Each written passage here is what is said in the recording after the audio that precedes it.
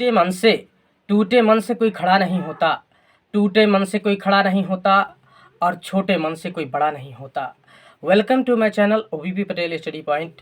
सच बात है साथियों कि टूटे मन से कोई खड़ा नहीं होता और छोटे मन से कोई बड़ा नहीं होता। तो साथियों आज हम बात करेंगे इंटरमीडिएट का एक चैप्टर है, सेकंड चैप्टर फ्लेमिंगो अप्रोच को फ्लेमिंगो के नाम से जाना जाता है, उसी का सेकंड चैप्टर है द लास्ट स्प्रिंग। उसका नाम है लास्ट स्प्रिंग या फिर उसी को कहते हैं the stories of stolen childhood. तो कहीं ना कहीं हम एक बार समझा देते हैं। लास्ट स्प्रिंग, स्प्रिंग मतलब होता है लास्ट मतलब खोया हुआ, स्प्रिंग मतलब इन सेंस मतलब इसका जो सेंस है, स्प्रिंग मतलब होता है आटम मतलब पतझड़ वसंत।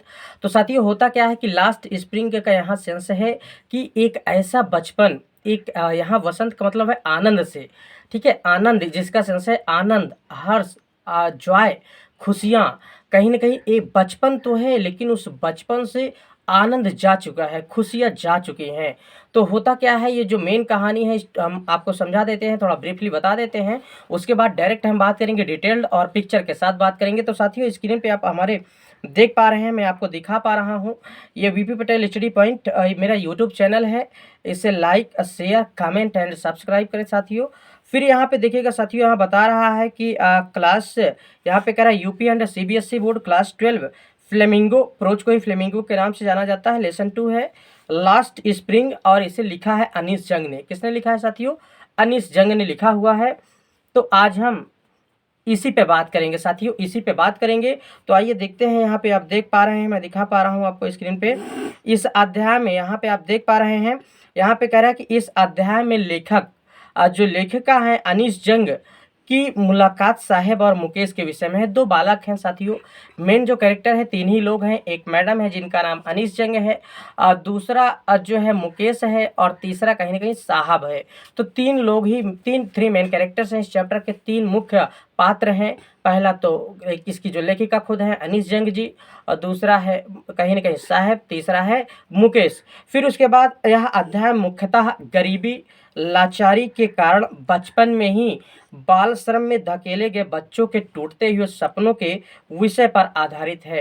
तो होता क्या है साथियों, अब हम बात कर लेते हैं डिटेल में। होता क्या है, ये जो कहानी है, ये कहानी ऐसे ही है कि दो बच्चे हैं, एक का नाम है साहब, एक का नाम है मुकेश, और तीसरी है मैडम जी खुद लेखिका अनीस जंग। होता क्या है कि जिस उम्र में बच्चों को शिक्षा चाहिए, जिस उम्र में प्यार चाहिए, दुलार चाहिए, उस उम्र में कहीं न कहीं उन बच्चों को जिम्मेदार बना दिया जाता है, और वो कहीं न कहीं कमाई का सोर्स, ना इनकम का एक सोर्स ढूंढने लगते हैं। होता क्या है, मैडम एक नोमैड थी, थोड़ा घूमना इन्हें पसंद था, भारत के अलग अलग भागों में घूमा करती थी। तो होता क्या है, इनकी मुलाकात दिल्ली की सीमापुरी में एक बालक से होती है जिसका नाम है साहेब। साहेब क्या करता है, इन्हीं के पड़ोस में, इन्हीं के परिवार में प्रतिदिन कूड़ा उठाने का काम करता था। तो मैडम डेली डेली देखा करती थी। एक दिन मैडम को लगा कि इससे बात करनी चाहिए। वो उससे पूछती हैं कि कहीं न कहीं तुम ऐसा क्यों करते हो, क्यों कूड़ा बीनते हो? तो वो बताता है कि मैडम कहीं न कहीं ये हमारी जीविका का साधन है, इसी से हम जीते हैं, इसी से कहीं न कहीं हमारा भोजन चलता है। तो फिर मैडम उससे पूछती हैं कि ये बताओ कि उन्हें दुःख होता है मैडम को कि कहीं न कहीं इस उम्र में इन्हें शिक्षा मिलनी चाहिए। ये बच्चे तो ज़रूर हैं लेकिन ये बच्चे ना होकर इनके जीवन से कहीं न कहीं आनंद जा चुका है, खुशियाँ जा चुकी हैं, परंतु जो खुशियाँ हैं वो नहीं हैं। कहीं न कहीं जीवन पूरी तरह नीरस हो चुका है। तो मैडम कहती हैं कहीं न कहीं साहब से कि तुम्हारा घर कहाँ है? वो बताता है कि मैं दिल्ली के सीमापुरी में रहता हूँ। और होता क्या है, लगभग इसी तरीके से दिल्ली के सीमापुरी में 10,000 परिवार रहते हैं जो सब के सब रैक पैकिंग करते हैं, कूड़ा बीनने का काम करते हैं। ये सब स्क्वैटर्स हैं, गैर कानूनी बासिंदे हैं। होता क्या है, वो बताता है कि इनका जो घर है साहब का, वो मेनली मुख्यतः जो है बांग्लादेश में था। कहाँ पे था साथियों? बांग्लादेश में था। बांग्लादेश का ढाका जो है कहीं न कहीं वहाँ पर था, और 1971 के आसपास ये लोग बांग्लादेश को छोड़कर ये भारत की दिल्ली के सीमापुरी में आकर बस जाते हैं।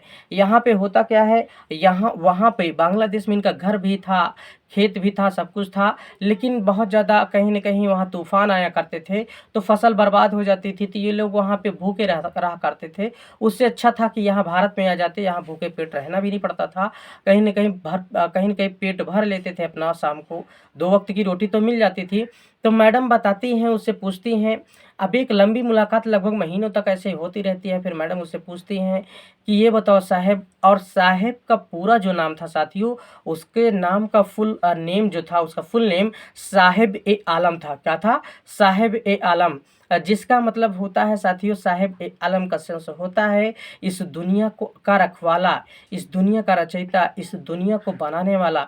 जबकि साहेब का नाम तो इतना बड़ा था, लेकिन वो कहीं न कहीं गरीबी, लाचारी और कहीं न कहीं भुखमरी, अशिक्षा की कहीं न कहीं ज़िंदगी जी रहा था। नाम तो बड़ा खूबसूरत था, अपने नाम का वो सही से अर्थ भी नहीं जानता था। मैडम पूछती हैं, उससे पूछती हैं कि ये बताओ, क्या तुम स्कूल जाना पसंद करोगे? तो वो बताता है कि हाँ मैडम, मैं स्कूल जाना पसंद करूँगा, लेकिन हमारे पड़ोस में कोई स्कूल नहीं है और कहीं न कहीं स्कूल जाने से पहले मैं अपने कहीं न कहीं पेट भरना चाहूँगा, कहीं न कहीं भोजन करना चाहूँगा। तो मैडम कहती हैं, अगर मैं स्कूल बनवाऊँ तो क्या तुम आओगे? तो वो कहता है, हाँ मैं ज़रूर आऊँगा। शिक्षा के प्रति ललक तो दिखती है, लेकिन साथियों मजबूरी ऐसी चीज़ होती है, तोड़ देती है। वो बच्चे टूट चुके थे। कहीं न कहीं ऐसा होता है, वो शिक्षा के प्रति दिखाता तो है, रुचि दिखाता है, लेकिन फिर कहीं न कहीं मजबूरी इतनी बड़ी थी कि वो जा नहीं सकता था। फिर हुआ ये साथियों कि ऐसा होता है, मैडम उससे पूछती हैं कि ठीक है तुम बताओ, जीवन में बनना क्या चाहते हो? क्या करना चाहते हो? तो साहब ये बताता है कि मैडम, मैं कहीं न कहीं अपने जीवन में जो है, कहीं न कहीं मैं बड़ा आदमी बनना चाहता हूँ, आगे जाना चाहता हूँ। कुछ समय बाद वक़्त गुज़रता है, समय और बढ़ता है, मैडम देखती हैं कि अब जो साहब था, वो एक चाय की दुकान पे काम करने लगा था। उसे वहाँ पे ₹800 मिला करते थे और कहीं न कहीं वो क्या करता था, कहीं न कहीं सभी समय के जो भोजन हुआ करते थे, मॉर्निंग एंड नाइट टाइम का जो भोजन था मिलता था और महीने के 800। तो मैडम ने देखा कि साहब जो था पहले स्वतंत्र हुआ करता था, अब कहीं न कहीं वो गुलाम हो गया। अब वो दुकान पे काम करने लगा, वो स्वतंत्र नहीं था। तो वो कहीं न कहीं जीवन में यहाँ पे आगे बढ़ने के चांसेस तो होते हैं, लेकिन वो अब गुलाम हो चुका था। साहब से मैडम साहब से पूछती हैं कि क्या ये काम तुम्हें पसंद है? तो वो बेचारा कुछ नहीं बोलता। मजबूरी इतनी बड़ी थी कि वो कह भी नहीं सका, बता भी नहीं सका। बेशक काम तो अच्छा नहीं लगता था, लेकिन मजबूरी थी, करना पड़ता था। तो एक लड़का ये था साहब, कहीं न कहीं ये छोटा बालक था, ये भी एक छोटा बालक था साहब। तो इसने ये सिद्ध किया कि कहीं न कहीं मजबूरियों के आगे वो झुक गया बेचारा। दूसरा एक लड़के से मुलाकात मैडम की होती है फ़िरोज़ाबाद में, चूड़ियों का शहर है भारत का, कहीं न कहीं दुनिया का जो है एक ऐसा शहर है, भारत का एक ऐसा शहर है, जो कहीं न कहीं भारत का एक ऐसा शहर है जो पूरी दुनिया में चूड़ियों को एक्सपोर्ट करता है, निर्यात करता है, हर प्रकार की चूड़ियाँ बनाई जाती हैं। तो वहाँ पे एक लड़का रहता है मुकेश, तो मैडम की मुलाकात मुकेश से होती है। वो होता क्या है साथियों, मुकेश एक ऐसे परिवार में जन्म लिया था जहाँ पे चूड़ियों के अलावा और कोई काम नहीं होता था। चूड़ी ही चूड़ी दिखाई पड़ती थी हर घर में, हर दूसरे आंगन में। लोग कहीं न कहीं भट्टियों के पास काम करते-करते अंधे हो जाया करते थे और जो बड़े-बुजुर्ग हुआ करते थे वो कुछ नहीं कर पाते थे, अपने बच्चों को भी उसी काम में शामिल कर लेते थे, अपने बच्चों को शिक्षा नहीं दे पाते थे। जो कहीं न कहीं जो हाल साहब का था, वो लोग कूड़ा बीनने में ही ज़िंदगी गुज़ारते थे, अपने बच्चों को भी कूड़ा बिनवाते थे। अब यहाँ पे मुकेश के साथ भी ऐसा हुआ, इनका परिवार ऐसा है कि खुद भी चूड़ियाँ बनाता था और चूड़ियाँ इन बच्चों को भी बनवाता था। तो होता क्या है, मुकेश से मैडम की जब मुलाकात होती है, तो पूछती हैं मैडम कि तुम क्या करना चाहते हो? तो बताता है कि मैडम देखिए, हम लोग क्या नाम है, चूड़ियाँ बनाने का काम करते हैं। हमारे बुजुर्ग लोगों ने हमें शिक्षा तो नहीं दी, स्कूल नहीं भेज पाए, लेकिन उन्होंने हमें चूड़ियाँ बनाना सिखाया। तो मुकेश अपने घर ले जाता है, तो वहाँ मैडम की मुलाकात उसके घरवालों से होती है, उसकी भाभी से होती है। बहुत कम उम्र में शादी हो गई थी, बच्चे हो गए थे। मैडम कहीं न कहीं उसकी जो भाभी थी एकदम यंग एज की थी, शारीरिक रूप से कमज़ोर थी। उसके पिता से मुलाकात होती है, उसके दादी माँ से मुलाकात होती है, जो रो-रो कर बताते हैं कि फ़िरोज़ाबाद के हर दूसरे परिवार में एक अंधा व्यक्ति मिल जाता है, जो कि हाई टेम्परेचर पे उच्च तापमान के कहीं न कहीं उच्च तापमान पर भट्टियों के सामने काम करते हैं, इसलिए उनकी आँखों की रोशनी चली जाती है। तो मैडम मुकेश से पूछती हैं कि मैडम को फिर दर्द होता है। मैडम पूछती हैं कि इस उम्र में तुम्हें पढ़ना चाहिए, पढ़ाई करनी चाहिए, तुम क्यों चूड़ियों का काम कर रहे हो? ये बाल श्रम कहीं न कहीं अगर देखा जाए तो भारतीय संविधान के अनुसार गैर कानूनी है, लेकिन जो व्यक्ति शिक्षित ही नहीं, तो वो कानून को क्या समझेगा, क्या जानेगा? वो लोग अशिक्षित थे तो कानून के बारे में नहीं जानते थे। मैडम पूछती हैं कि क्या तुम स्कूल जाओगे? तो मुकेश कहता है बेशक मैं स्कूल तो जाना चाहता हूँ, लेकिन मेरे पास इतनी क्षमता नहीं, मेरे पास इतने पैसे नहीं, मेरे घर वालों की इतनी हैसियत नहीं कि वो मुझे स्कूल भेज सकें।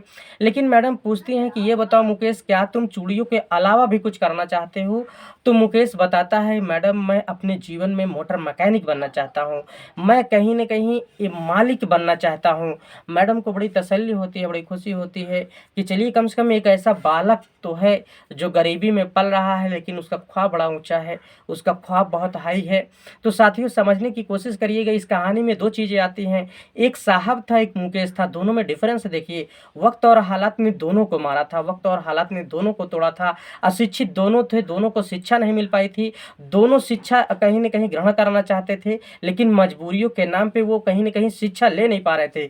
लेकिन जो साहब था, वो भी गरीब था, लेकिन उसकी सोच जो थी, उसकी सोच मालिक बनने की नहीं थी, वो नौकर ही बने रहना पसंद, कहीं न कहीं नौकर ही बने रहना चाहता था। लेकिन यहाँ देखिएगा साथियों, जो मुकेश है, वक़्त, हालात, परिस्थितियाँ तो बदले हुए थे, एकदम विषम थी परिस्थितियाँ, लेकिन वो लड़का कहीं न कहीं मालिक बनना चाहता था। ये बात मैडम को बड़ी अच्छी लगती है, मैडम को हर्ट कर जाती है, टच कर जाती है, छू लेती है। मैडम को बड़ा अच्छा लगता है कि चलिए कम से कम कुछ लोग ऐसे भी हैं, जो वक़्त, हालात और परिस्थितियों को देखकर उसका रोना ना रोते हुए वो कहीं न कहीं ऊँचे ख्वाब देखते हैं। मैडम उससे कहती हैं ठीक है, तुम ज़रूर बन पाओगे। तो ये कहानी ऐसे ही साथियों कहीं न कहीं ख़त्म होती है। होता क्या है साथियों, हर चैप्टर को पढ़ने पे हमें मैसेज मिलता है, यहाँ भी मैसेज मिला। होता ये है साथियों कि हमें पहली बात तो इस चैप्टर से कई मैसेज मिलते हैं। पहली बात तो हमें बाल श्रम नहीं करवाना चाहिए, छोटे-छोटे बच्चों को काम में नहीं धकेलना चाहिए। उनके बचपन से कहीं न कहीं बचपना नहीं छीनना चाहिए, उनके बचपन से आनंद नहीं छीनना चाहिए। जिस उम्र में उन्हें शिक्षा मिलनी चाहिए, उन्हें शिक्षा ही दी जानी चाहिए। उन्हें देखिए काम में नहीं ले जाना चाहिए। यहाँ पे दोनों बच्चों को काम में धकेला गया था, उनका फ्यूचर डार्क हो गया, भविष्य अंधकार में हो गया, जबकि उज्ज्वल हो सकता था। दूसरी बात ये है साथियों कि दोनों लड़कों में ये अंतर भी दिखाई पड़ता है, वक़्त, हालात, परिस्थितियाँ कितने भी तोड़ क्यों ना रहे हों, विषम क्यों ना हों, ख्वाब हमेशा ऊँचे देखिए साथियों, हमेशा। मुकेश जो था देखिए वो बहुत ऊँचा ख्वाब देखता था, मालिक बनने का ख्वाब उसने देखा, जबकि साहब था वो वहीं रह गया था। तो साथियों ये कहीं न कहीं हमें संदेश मिलते हैं कि ज़िंदगी में संघर्ष कितना भी करना पड़े और परिस्थितियाँ कितनी भी विषम हों, लेकिन हमें झुकना नहीं है साथियों, हमें आगे बढ़ते रहना है, ख्वाब को देखते रहना है, संघर्ष करते रहना है साथियों। कहीं न कहीं यही जो है ज़िंदगी होती है। तो यही चैप्टर था साथियों, अगर चैप्टर आपको पसंद आया हो तो बहुत-बहुत धन्यवाद साथियों। वीडियो को like, share, subscribe and comment करें। सो बहुत-बहुत धन्यवाद साथियों, बहुत-बहुत धन्यवाद।